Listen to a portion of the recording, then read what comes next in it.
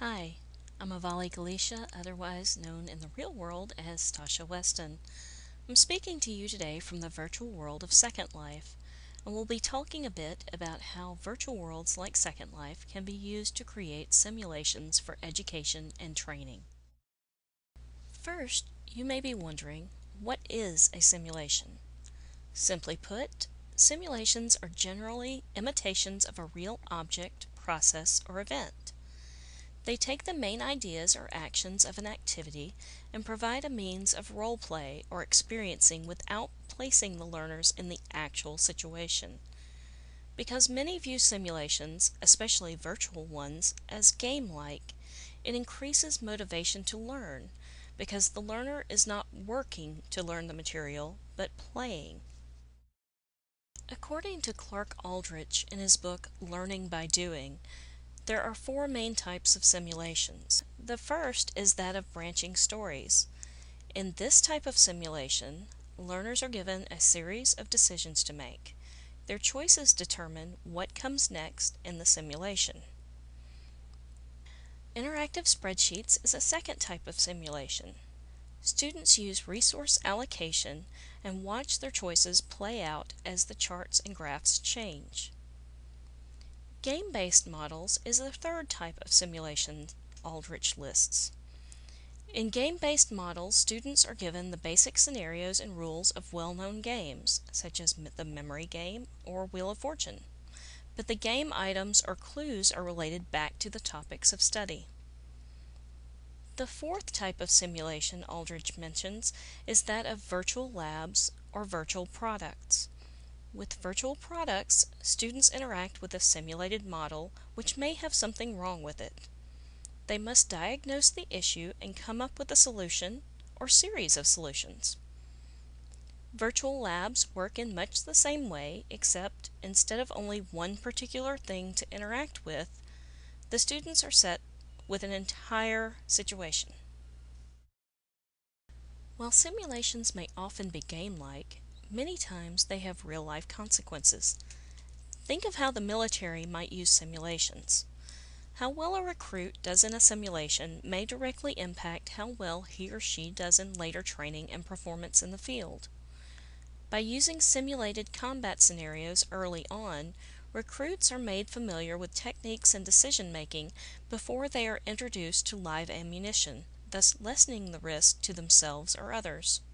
Similarly, medical students may use interactive simulations and role play for training before they ever come face to face with a live patient. Institutions as varied as Harvard Medical School, University of Miami, and Tahoma Community College have all adapted some form of medical simulations to train their students. School counseling instructors have also been using virtual simulations to train future school counselors. In the 2009 South Alabama Educators in Second Life video conference, Kent State's Marty Gencius took participants on a virtual tour of his counselor training center in Second Life. Here, counseling students role play with instructors who use child avatars to represent and play the role of children in a variety of scenarios that the counselors might someday encounter. The students get hands-on experience in counseling without the risk of harming any children while they train. For decades, the technology has existed for educators to build virtual simulations. However, these standalone methods generally meant investing thousands of dollars hiring experts to design, build, and upkeep such systems.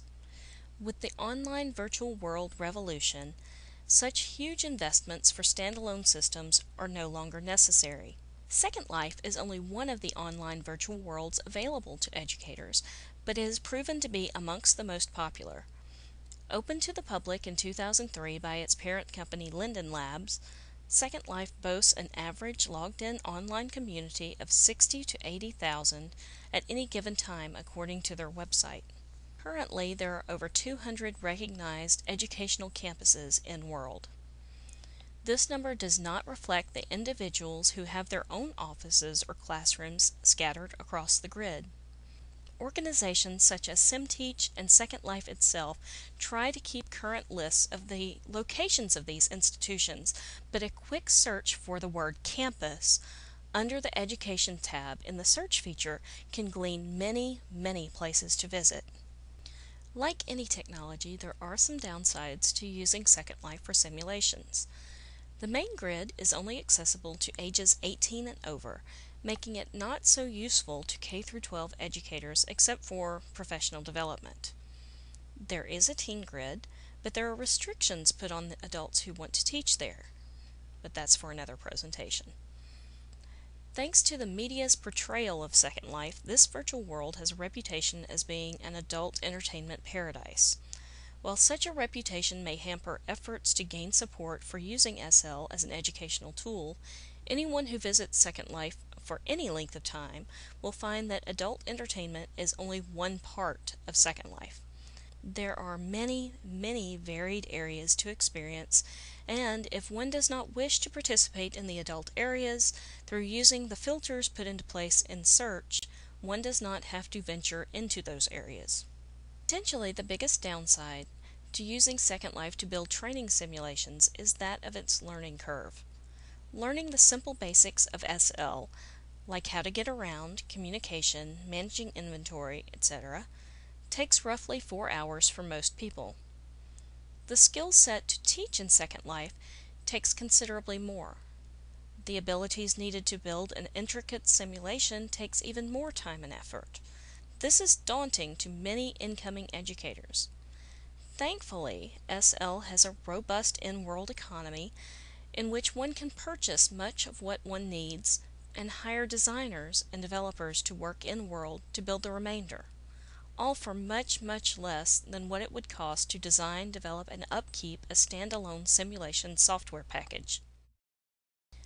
Finally, because using Second Life in this way is so new, some educators may balk at using it for simulations because of the lack of a pool of research on its effectiveness. This research is currently being done, and some might actually view the newness of Second Life as being a good thing. As a tool, it is still wide open to use however one might see fit. And the most interesting simulations draw not only the attention within the institution which is hosting it, but also grid-wide, and can attract visitors and reporters from around the world.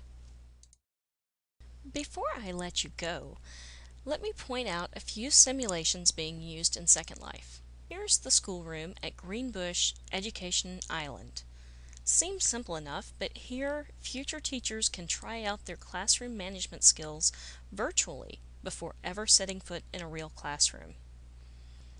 At the Army Interaction Center, participants learn how to handle an Apache helicopter virtually, running it through a timed obstacle course.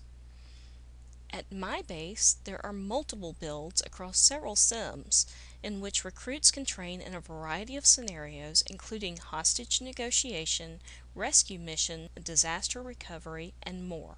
Imperial College of London's postgraduate medical school site hosts simulations for surgical procedures as well as role-play areas for medical students to practice patient interactions.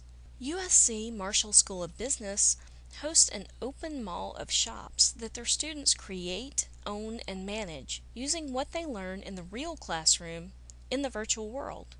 While not simulations per se, these shops do follow the virtual lab model in that there is a structure that the students follow, but the outcomes are open-ended.